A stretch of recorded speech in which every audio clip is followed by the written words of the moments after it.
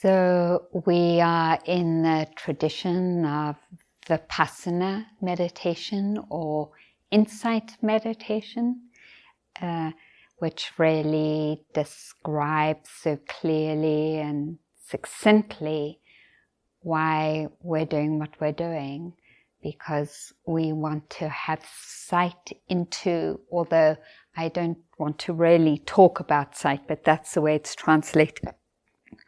So discernment into, understanding into, and the traditional word is sight into. Our experience as it is. So it's interesting because I think of Erhard,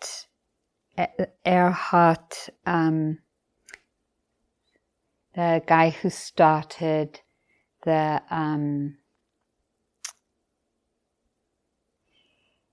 it wasn't lamppost.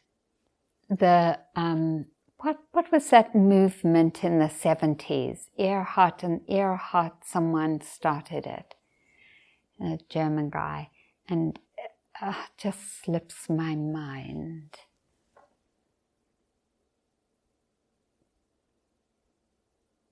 Or maybe it'll come to me and maybe it won't. And then it changed its name to Light something. I think Light something. Anyway, so and he made a commitment to be truthful and not to lie and not to rationalize, but to be honest about every experience and to be honest in his speech.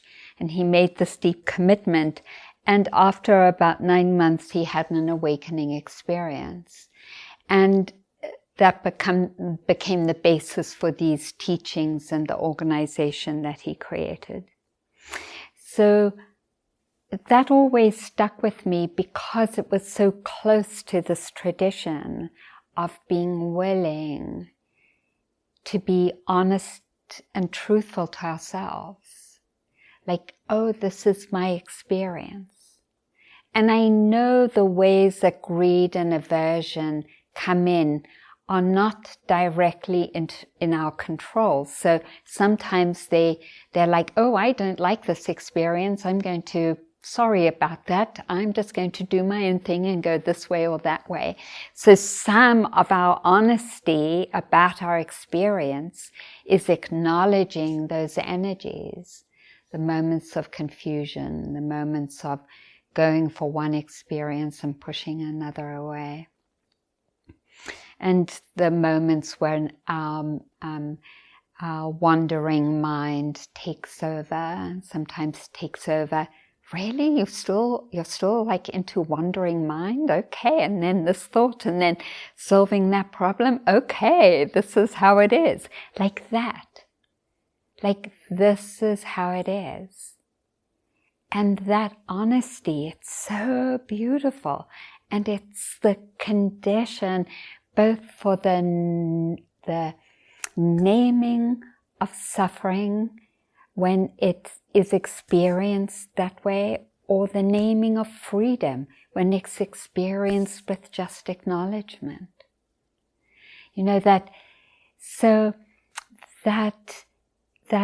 capacity to hold through and stay with our experience as it is the grounds of insight. It's the grounds of that knowing it and knowing it and knowing it, and then it clicks into a realization or opens up into a realization, you know, or the pieces fit together and you're like, yeah, I kind of knew that all the time anyway, but now I'm really grokking it on a non-conceptual level. So we could describe this kind of truthfulness or honesty as insight meditation, because we're discerning or seeing into our experience as it is. And the traditional invitation in this in this lineage of insight meditation is that once the mind feels relatively stable, and we've been using anchor as the place where we keep coming back to and then staying, that the mind is invited to open up. And so then we open up and allow whatever's arising to arise, sounds, emotions, thoughts, the predominance of pleasant, unpleasant, or neutral, body sensations, taste in the mouth. I have one that's very dominant because I just took my counterattack. And or if there's a drone coming right over, then sound is predominant, like just takes over, and then that is what's happening. So in this framework, as we spoke before, as I spoke maybe and you listened, there isn't like a solid person, conductor or self who's navigating all this. That experience is arising according to the sense space and passing away and arising and passing away. And when we talk about insight, we're talking about that perspective and perception into the arising and passing away of all experience, not just the breath, because there's something more palpable. Though there are different teachers who say different things. You know, U Pandita, when I sat with him, was just breath all the time, and knowing other experiences and coming back to the breath. U Tejaniya never talked about any anchor. He said the anchor wasn't important. What's important is that you just know any experience. You don't even have to come to the meditation hall, because there's no, whatever you're feeling or experiencing or noting or eating or seeing or hearing or smelling, that's what the practice is acknowledging that and your relationship to it. Basically, the emphasis was on, are you present?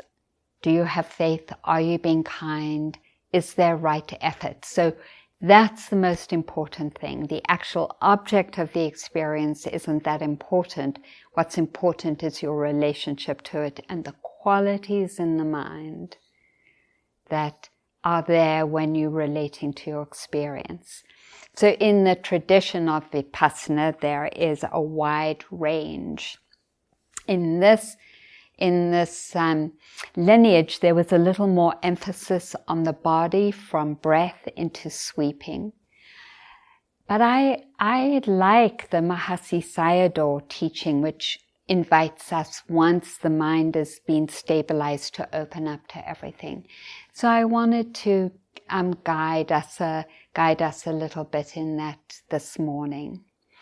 And again, with that intention of, can I be interested? Can I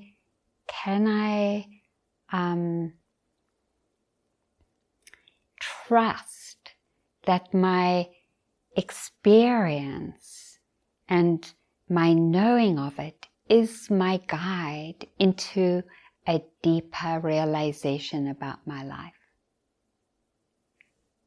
Because that's the path that the Buddha outlines for us in the Satipatthana Sutta.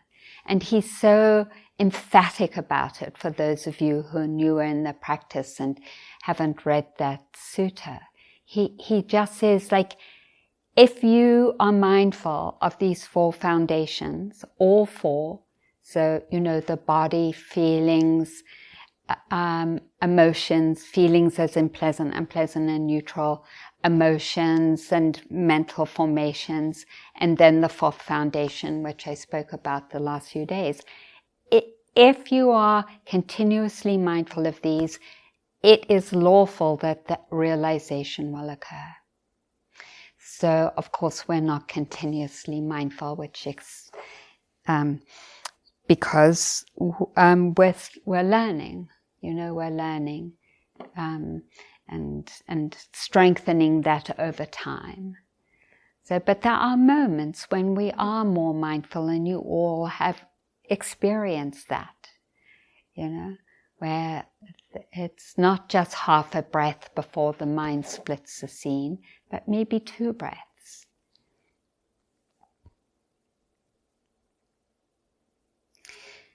So in the Buddha's invitation of those foundations, he's very clear. And so perhaps we could rest a little bit in that faith.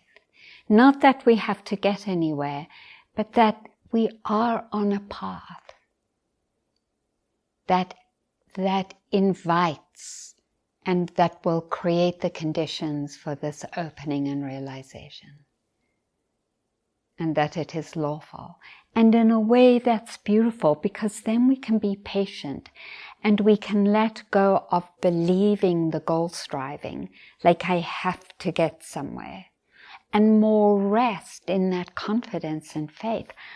I am sitting in a lineage of teachers who have practiced this and themselves have experienced insight.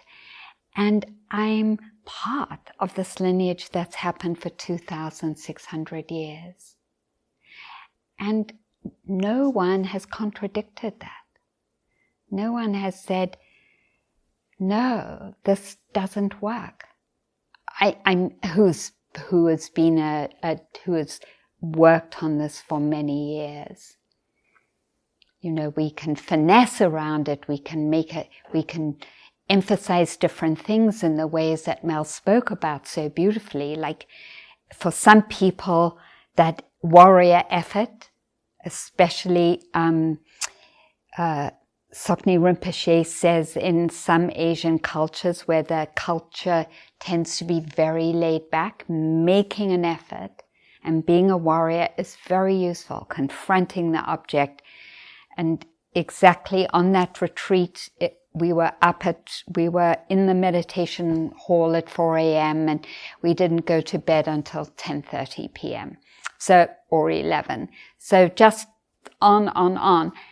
And then for others of us who tend to do that anyway, way too much, then we invite a relaxation and opening, a surrendering into allowing it, allowing this experience to be received. And it isn't always one. Sometimes we have to be warriors. Sometimes we have to say, no, I'm not opening the computer. I am a warrior. I am honoring and respecting, containing this sacred space. Yeah. And then other times we're like, oh yeah, I'm really wanting a certain experience. I can let go and relax because the path is lawful. And all these thousands, hundreds of thousands of people have practiced and have written beautiful poems about their realization. Just to name one little expression of some early nuns. So then, let's have a go.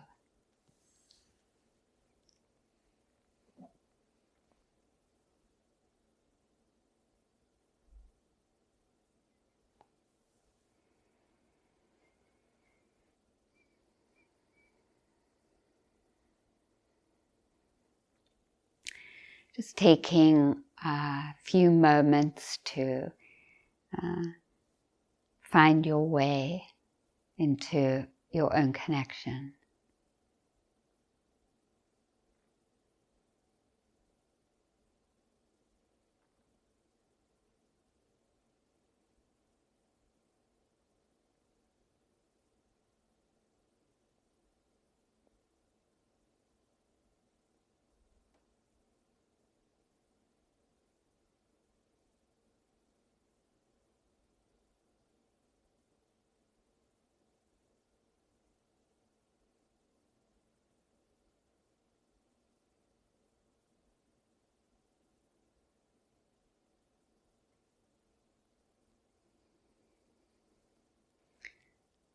Beginning with how you anchor, whether it's with the breath or body or sound or matter.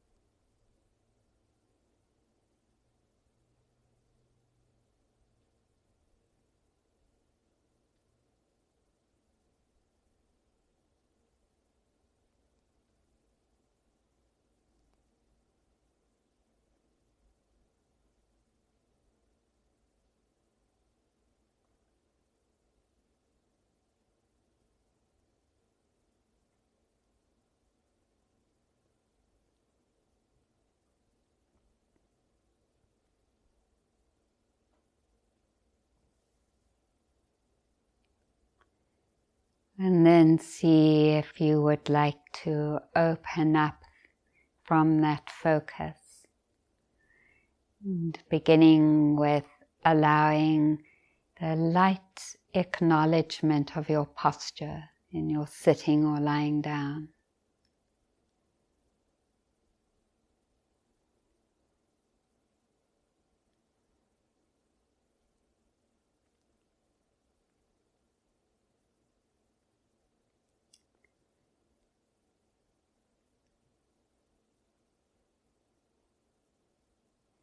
And opening to sounds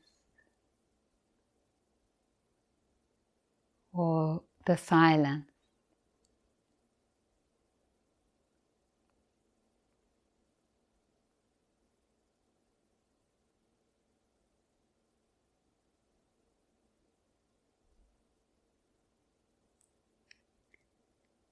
In the background is the posture.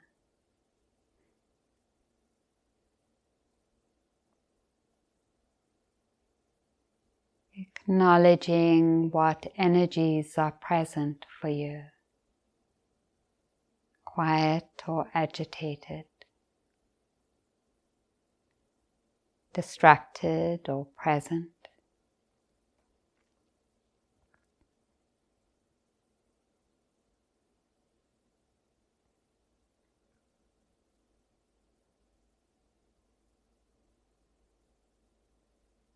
The feeling turn pleasant, unpleasant or neutral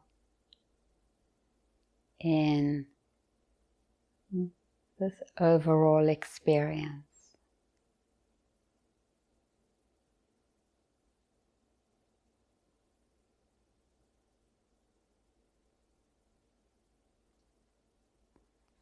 We can relax because life is living through us. It's not going to stop, or at least not now unless it's a big surprise.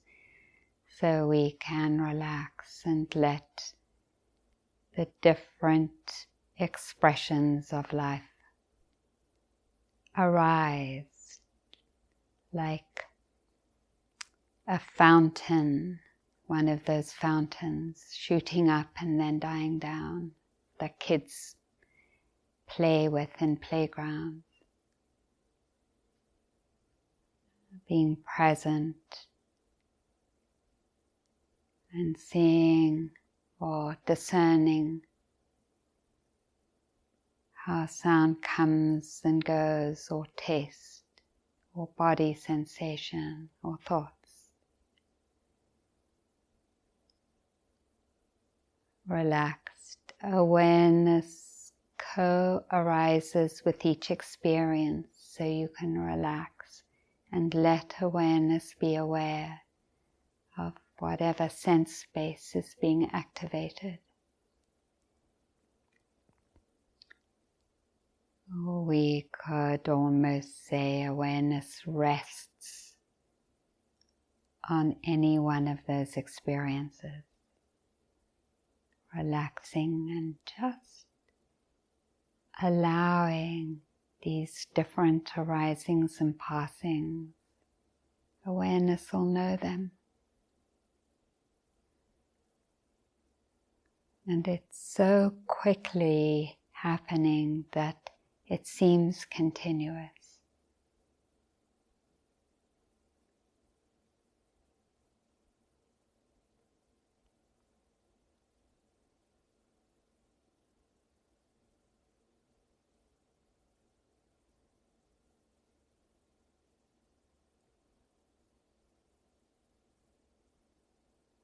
And if the mind settles on one thing, no problem, it'll change. Staying loose and open.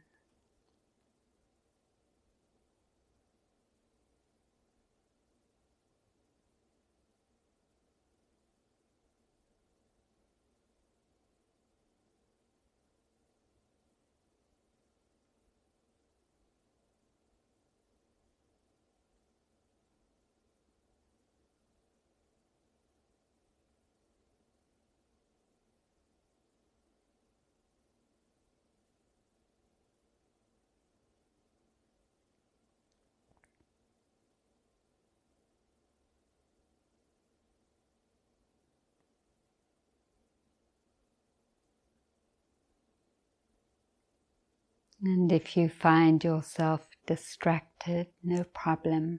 Let's come back to your anchor then.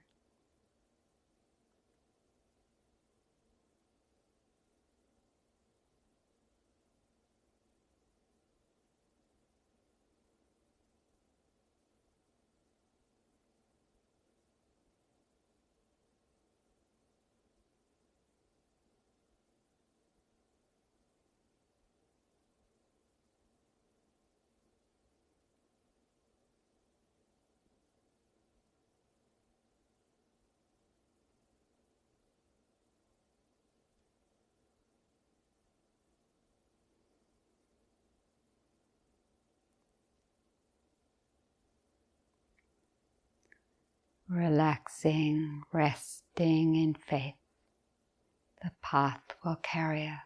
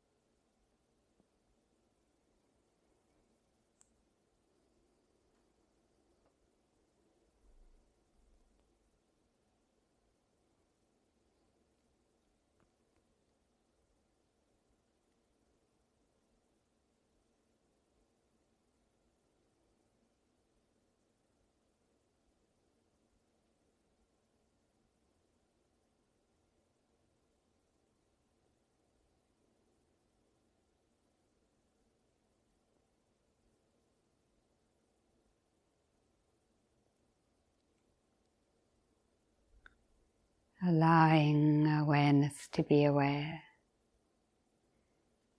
with whatever is co-arising with it. Sensation, thought, feeling, emotion, mental factor.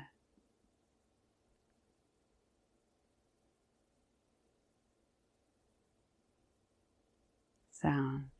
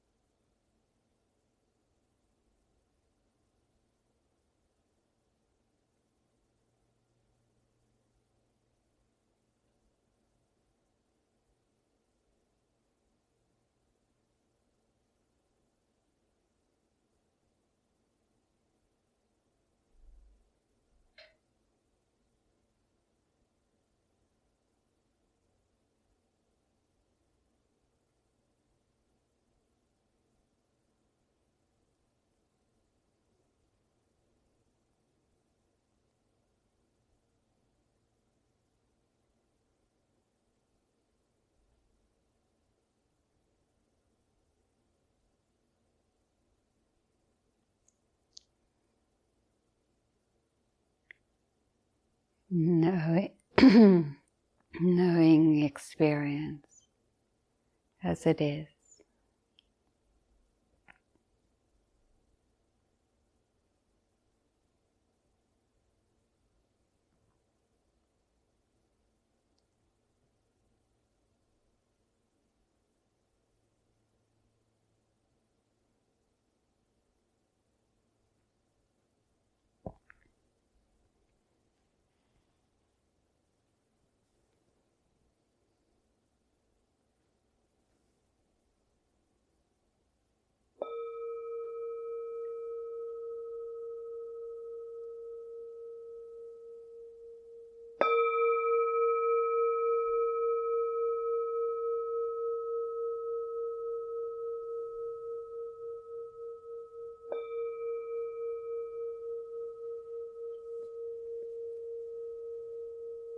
Thank you.